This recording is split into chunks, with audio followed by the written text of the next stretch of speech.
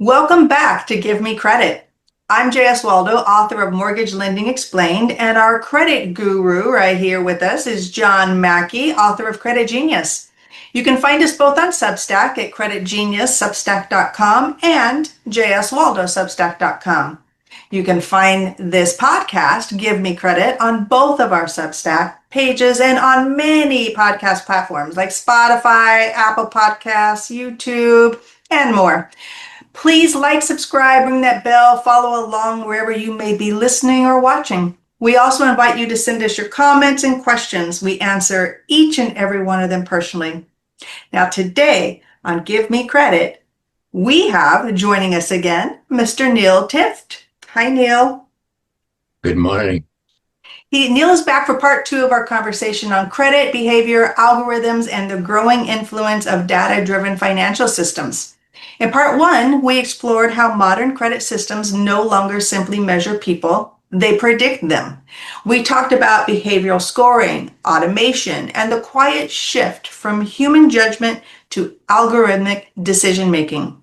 Neil brings a different lens to the table. He's not here to talk about credit scores as numbers, not underwriting as paperwork, or algorithms as harmless technology. He helps us step back and ask the bigger questions. What happens when financial systems judge people through data? What happens when prediction replaces human judgment? And what happens when private companies hold the power to approve, deny, sort, and price people without most consumers even truly understanding the rules? That's why we wanted Neil back. In part 2, we're going to go deeper into the ethics behind these systems: fairness, accountability, surveillance, and the growing role of technology in shaping access to credit, housing, and financial opportunity. This is part 2 with Neil Tift. Welcome, Neil. Thank you. Appreciate you inviting me to join you. Yeah, well, the last time we did this, it was incredible. I don't know if I told you, Neil, but we got over 2,400 responses. Yep. Or clicks on the information we sent out through Substack, through Reels, and a variety of other sources. So, but because we're short on time, we like to limit ourselves to 30 minutes. All right. That's about the attention span of most people. Let's start off with the questions here. And the first one is what I call the transparency question.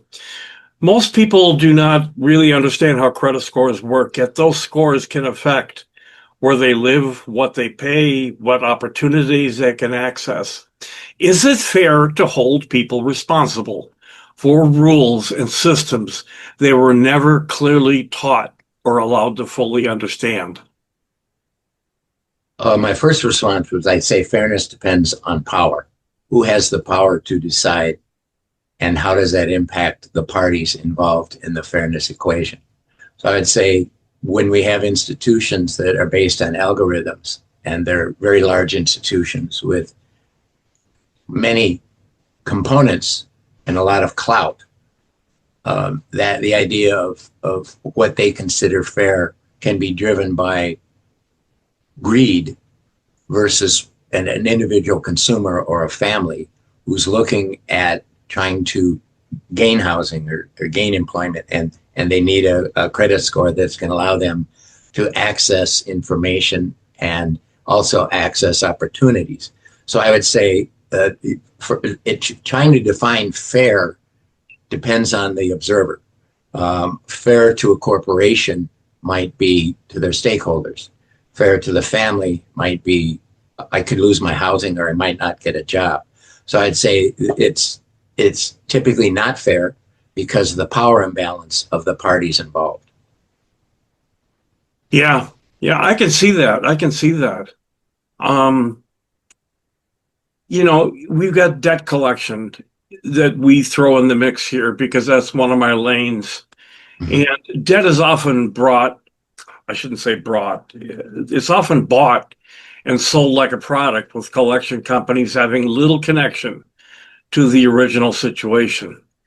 when people's financial struggles become something others can profit from? Can the system still remain fair, or does profit begin to outweigh understanding and humanity? It becomes impersonal.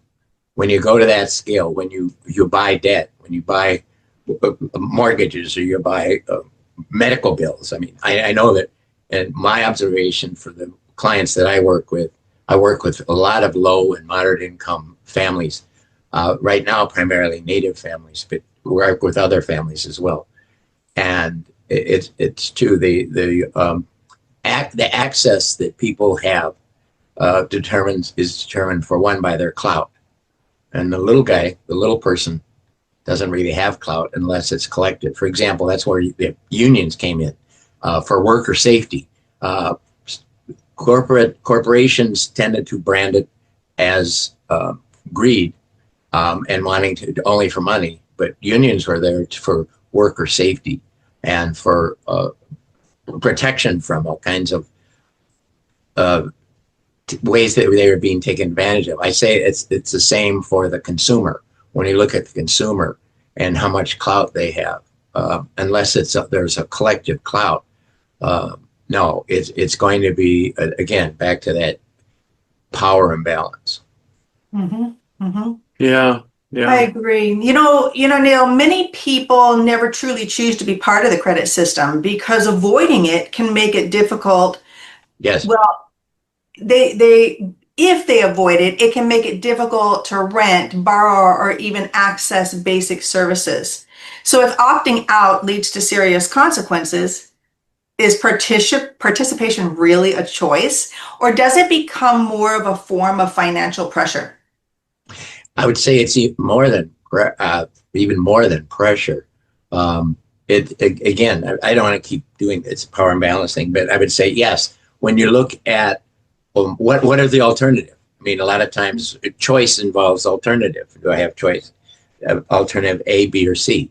If we limit it to only those who have credit, and then we have the system of credit that is not giving opportunities to people who have no clout. I'm again thinking low and moderate income people, where their debt, their credit card debt, and you look at it, what is like whatever the usury laws are, 29% or something, that people are just paying off the interest, not the principal. I mean, I just think that the system needs to have guardians for people who are being hurt by the system. And at this point, the guardians in the system, their power is being diluted right now in Washington. And that's contributing to more and more. And then you add in AI, which is where people are losing jobs. And then you look at tariffs and the impact, the financial impact of tariffs, where prices are going up and income is level or going down or even losing their jobs. There's a clear need for guardians, for the system to protect those who do not have the protections they need. Yeah, that actually leads me directly into my next question, Neil. Credit systems often expect people to remain financially steady and consistent, but real life includes the job loss, the illnesses, the emergencies, and the economic instability. That's real life. If the system expects stability in an unstable world, which is where we live right now, is it truly measuring people fairly? Or are the rules themselves disconnected from reality? I think the expectations that were developed when credit was originally became part of the system, I think our world has changed so much that we have to have new ways of looking at what we expect and new ways of enforcing those who violate it. But I'm talking about the systems that violate it, not the individual. I can see where individually a person loses his or her job, then there's a medical bill, and there's financial instability. And though we know that algorithms are developed by software engineers, I mean, so the software engineer has no connection to the person who's being hurt by the system. There does have to be some accountability by the consumer. I mean, we do have to expect consumers will do what they're called upon to fulfill their obligation. But I think the way that it's shaped now is the obligations are very much in favor of the institutions and not the consumer. Mm-hmm. Mm-hmm. Yeah. Yeah, you bring up and make some very, very valid points. Negative marks can stay on a credit report for years, even after someone's life and behavior have improved. At what point does tracking risk stop being about accountability and start becoming long-term punishment based more on the past than on the present and predicting the future? Well, it's clear that again that the what is happening to the consumer is not in his or her to her advantage at all. That we have to look at what we've done in the past and what we've expected of a system that is only based on 1 and 0. The whole computer system. Yes, no. Yes, no. And we need.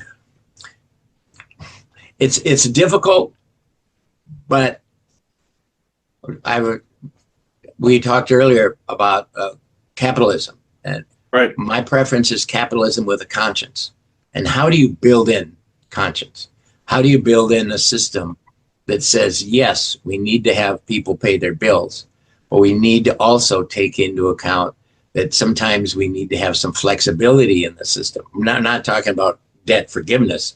I'm talking about, because when I hear these ads that you can go online and talk to somebody about not paying your taxes, that ticks me off. I'm all for people paying their fair share of the taxes. I don't want somebody coming in and saying, don't pay your taxes and we can get you off the hook. That's not what I'm talking about. But I'm talking about capitalism with a conscience, and that is, it's different. Many people might see it as sort of wishy-washy or how to measure it, but I do think there need to be ways to be more creative and move towards systems that allow to maybe you build it into the algorithm, but how do you build conscience into algorithms? But right. How do you allow for individual problems that people are bringing that are not necessarily due to their own fault? I mean, look, you can't, for example, the system wouldn't know if a person quit their job because they didn't want to pay their bill, or they lost their job because they just lost their job. So I don't have answers for these, but one of the idea of ethics is, to me, that ethics should be a thread that runs through everything we do. And I don't usually should people, but I'm saying, what are the professional codes of ethics telling the software engineers? What are the professional code of ethics for those who are debt collectors? Are there codes of ethics because typically we have 3 sources of ethics. We have the professional code of ethics, like where I work in social work, or with therapists. They have a very specific code of ethics for their profession. Then we have the organizational code of ethics, the agency we work for, the company we work for. What is our company code of ethics? And then the third one is, what is our personal code of ethics? And who influenced that? And who shaped our sense of right and wrong? Who shaped our moral compass to say, this is right, this is wrong, this is good, this is bad? So I'm coming from an outsider from credit, but I'm coming as a person who tries to help people figure out for themselves. Ethics isn't telling people what to do. Ethics is helping us understand our own moral compass and understanding I need to arrive at the answers that I think are right or wrong. And then how do I apply that in my daily world with my spouse, with my children, with my job, with my community of faith, with my neighbors, whatever those are, and paying our bills. So, like I said, it's I don't know if it's an answer. It's more of another question, but how do we build in that conscience in capitalism? Yeah, I mean, that's kind of the problem, right? Because credit systems are designed to measure risk, but they also generate enormous profits for the companies. Yeah. So when fairness and profit no longer fully align, which is where I feel like we're at, how much influence does money have over the decision and structure of the system itself? And that's it. Many times we know it's the bottom line. If we have any working with a company that has shareholders, a lot of times that's their excuse. We have to be accountable to our shareholders. So they can lay off 5,000 of their employees and it benefits their shareholders, but it sure as heck doesn't benefit those 5,000 employees that were laid off. So part of it is priorities. When you're looking at the whole system, is corporate greed the top one? I mean, I know we throw that term around, but again, we have the right to have a return as a shareholder if we invest in something. But we have also a sense of debt of what we owe to other parties that are involved. Is the shareholder the only important element of the final decision? Or do we look at, because typically when we make ethical decisions, first step, left brain, the sequential approach is gather all the facts, then look at the alternatives, then look at the consequences for each of the alternatives, and then look at how those consequences will affect all the stakeholders. Stakeholders are everybody that's involved in that ethical decision. And then you look at, then you decide, okay, these are the consequences. This has the least destructive benefit, the most beneficial outcome for that. And so then they make the decision, and then the final element of it is to evaluate that decision. Did it work? And anytime we make decisions, it's setting a precedent. And so we're always looking at, when we make a major decision, we're setting a precedent. So in the future, do we, using those same elements, those same components, those same questions, do we arrive at the same decision? Or is there an imbalance there? Is there where it favors one over others? We see this, we really see this, in my opinion, with white male privilege. I mean, we see in our country that there's clearly white male privilege and male privilege. When we're working in systems that provide services to families that are maternal privilege, because we have more resources for moms than dads. So any system we look at, we need to look at who has the power and what are the benefits to maintaining that. Because people don't change until there's more benefit to change than this. A person will stop smoking when they see it's more beneficial for me to stop smoking and my lungs clear up and I have more money than to continue smoking. You can apply that in any situation. The system will change when there's more benefit to the change to occur than to continue on doing what you're doing now. You know, Neil, that's so basic, but it's so profound. They got What's the incentive to change? They've got to feel pain. And I'm not going to belabor it because I'm not an ethical. Yeah, I'm going to phrase that wrong. I find myself to be ethical, but it's a very difficult area because you're talking about asking questions, and one question leads to another, to another, to another. But I think that's the whole point to humanity. And when we're trying to discover various aspects of life, that's what we do. That's what we should be doing as a society that grows and judges people by a numerical, by definition, a number. Yep. There's an ethical response to that. And I'm batting my gums here, belaboring the point, but it's a difficult concept, and that's why we called you on, because we called on you. So but let's move on here, and it's what I call the recovery. Well, let me add one more thing. Yeah, the system needs to look at what's legal. And that the law is the basic. It's the floor, what's allowed and what isn't. So first we have the law. What does the law say is right, is legal and illegal? Then above that, we have the ethical, and you can have a lot of variations in ethical. Legal, there's a basis for it. The courts have determined it, the legislature have determined it. I'm going to place an argument here. Just because it's legal doesn't make it ethical.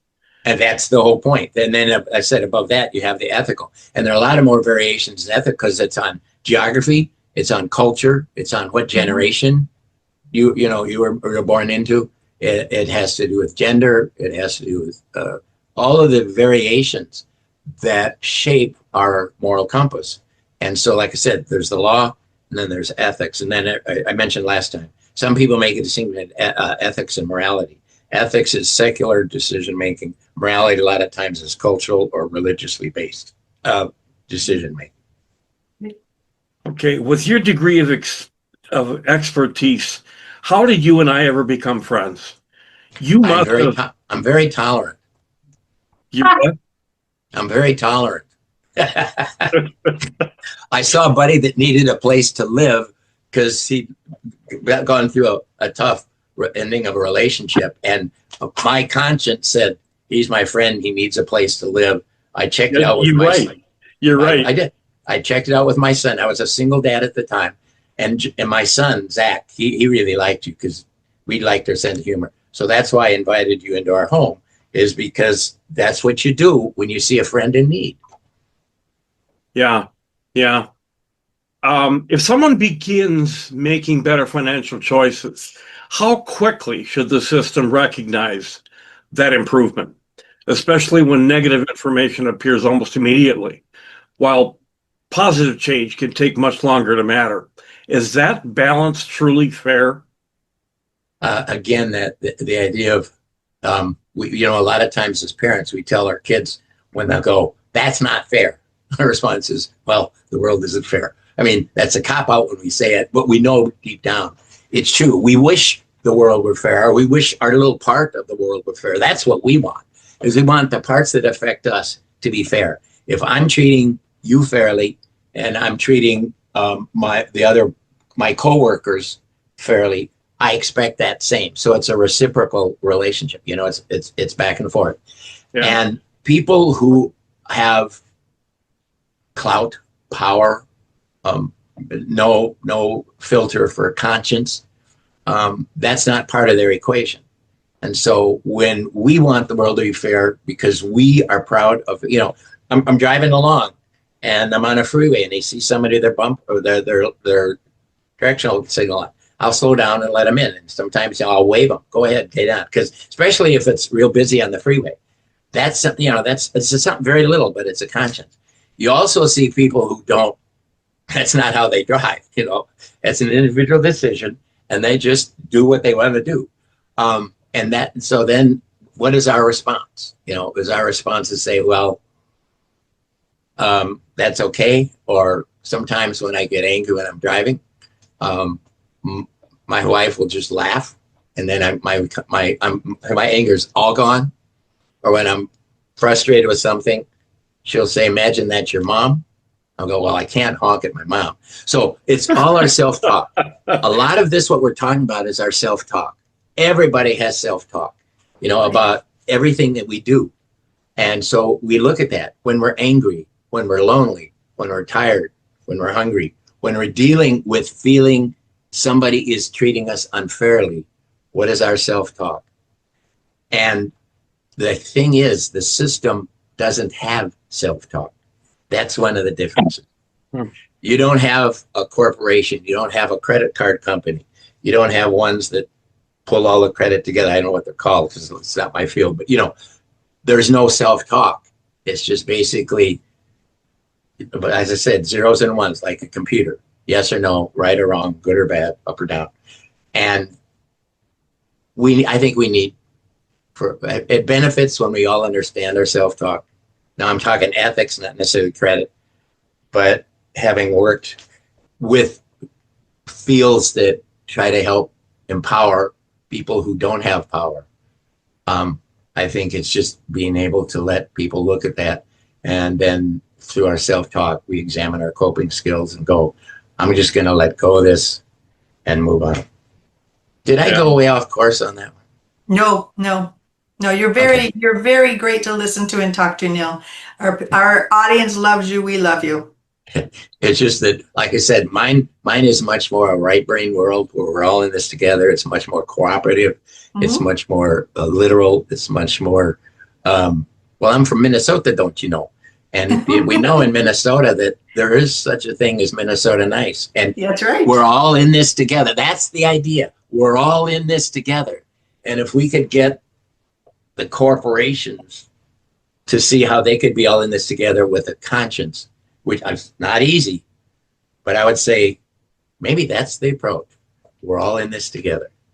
I agree with you. So Absolutely. now you've heard it piece by piece, not the polished version, but the real structure underneath it. This is a system that tracks behavior over time, expects stability in an unstable world, and often holds on to mistakes longer than it recognizes improvement. As ethics professor Mr. Neil Tift has discussed, the issue is not just whether the system works, but whether a system with this much influence over everyday life operates with enough transparency, fairness, accountability, because this is not just about a number, as Professor just told us. It affects where you live, what you pay, and what opportunity you can access. And when people are measured by a system that they barely understand, they're not just being evaluated, they're being managed. As, And as go Neil ahead. just helped explain, the system is not really designed to understand people. Right. It's designed to measure, predict, and sort them. Decisions that affect housing, credit, cost, and opportunity are increasingly driven by patterns, algorithms, and institutional systems that most people neither see nor fully understand. The result is a structure that values predictability and efficiency more than context, forgiveness, or human reality. And once you recognize that, the question stops being, how do I play the game better? And becomes, why was the game built this way to begin with? Now, Neil, I had told you I was going to give you the last word on this, and I will acquiesce and give you the mic. Neil, why don't you start by telling us some of the work that you do? Okay. Right now, I'm a family resource specialist. I work with Native American fathers and their families. And one of my roles is with an outpatient, IOP, intensive outpatient program. I also train agencies on how to become more father friendly. So my goal, my passion has been helping maternal and child health organizations, family resource centers, Head Start programs, looking at how to help their program become more father friendly and their policies and procedures be more father inclusive. One of my passions is because I'm a birth father, I'm an adoptive father, I'm a foster father, I'm a godfather, and I'm a grandfather. So I try not just to talk the talk, but walk the walk. My other passion is talking ethics. Years ago, I developed placemats, and I call them food for thought. And they're placemat. You're sitting at the dinner table, and it's a universal calendar. And so for the whole month, and you put in the days yourself. And I developed 6 different levels of the placemats. And one of them is for children. What is your favorite color? What is your favorite class? Who is your favorite teacher? But then we get into more ethics. And then I have them for adolescents and I have them for adults. And they pose ethical questions. And the idea I found is that sitting around the dinner table, people want to talk. And sometimes maybe they don't know what to say. Or they have a reclusive grandpa, or they have, somebody. Anyway, so it's food for thought. So you find the question for that date, and then you pose that question. And then I have, like I said, I have them for the dinner table. And then the other one I came up with is thought you go to a wedding reception and everybody's waiting around while they're taking pictures of the couple, and you're sitting there waiting to eat the food, and you can't eat the food till the couple comes in. So I have a set of questions, both secular and Christian, for people sitting at around the reception to ask, for example, how did you meet? Well, they start with those, but then they get into ethical questions. How did your parents meet? What would you say is your most important element of your moral compass? What would you say? It poses questions about fidelity. It poses questions about laws and rules. And the idea is that I find people want to talk about ethics, but sometimes they need permission to do so. So, I'd say between my fatherhood work and the discussion of ethics. Going to be 79 in August. I'm still working full time, still love my job. Still don't want to slow down. My wife is fine with me because she knows these are my two passions. And there are times when we do this work together. She and I've done this for couples, for engaged couples. We've done this for maternal and paternal parenting styles. We've done workshops on girl brain, boy brain. And as I mentioned, that left brain, right brain. And I think understanding some of those ways that we approach problem solving and decision making among families and among our co-workers really can improve the work environment, and we can really make a difference. Yeah, I have notes here. You've been a key speaker at the social workers, their manual convention. You've done it for healthcare. You've done it recently for a group of doctors. How can people find you, Neil? You can find me at neiltift, NEILTIFT.com. Very simple. neiltift at yahoo.com. At yahoo.com. Okay, so I know that you and John go way back. And last time you mentioned something, and I'm sorry, Neil, but you don't get to leave until I hear this story. I get it. I would like to know about the brownies. Okay. My son and I was a single dad for 9 years. I had this big old house in South Minneapolis. John needed a place to live. He moved in. Zach and I would make desserts, and John would come home from work, and when we were around, and he'd say, yeah, you can have some. And then after a while, we noticed that some of our desserts were missing. And so we started hiding the desserts around our house. And the ultimate one was Zach and I. Did I find everyone? Did I find virtually everyone? Pretty much, yeah. Yes, almost everyone. Yeah. Okay. One was at the neighbor's house. Gotcha. But the ultimate one is Zach had made a big batch of brownies for a special thing, and they were frosted. And we put them in the dryer in the basement. We hid them in the dryer in the basement.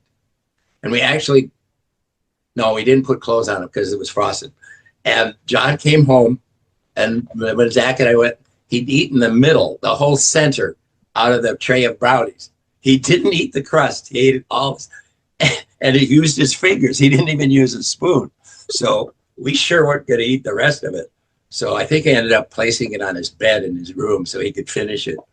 But yeah, it was the journey to find the desserts that he didn't make but wanted to eat. Well, it was fun because there wasn't a spot in that house that you could find it that I couldn't find. That's true. You tried, and why I thought to look in the dryer, I have no idea. That's somebody who wanted a brownie. Oh, we're not talking one brownie. We're talking the whole thing. And I ate out of the middle for a reason. Because is that the ooey gooey part, or because you didn't want them to touch it? I'm just going to leave that go because. Well, again, everyone, this has been Give Me Credit. Please like, subscribe, ring that bell, and follow along. In upcoming episodes, we have even more guests sharing their knowledge of all things credit. You won't want to miss them. And as I stated earlier, please feel free to send us questions, comments. We invite your input on topics, anything you'd like us to cover that would enhance your financial life. We are here for you. And again, thank you, Neil, for joining us. And I want to just repeat again, for anybody who's interested, neiltift at yahoo.com. Definitely has a lot of services he can provide for an organization, for any of the nonprofits he's working for. Please reach out directly to him. He's just been great to have. And get to him fast because he's old. And proud of it. There you go. Old dudes rule. We look forward to more conversations with you, Neil. We do. I'm J.S. Waldo, author of Mortgage Lending Explained. This is our credit guru, John Mackey, author of Credit Genius. You can find us both on Substack and follow along there at creditgenius.substack.com and jswaldo.substack.com. Thanks for listening to Give Me Credit. Neil, again, thank you so much for coming on. Thank you very much for inviting me. I really enjoyed this. Have a great day, everybody.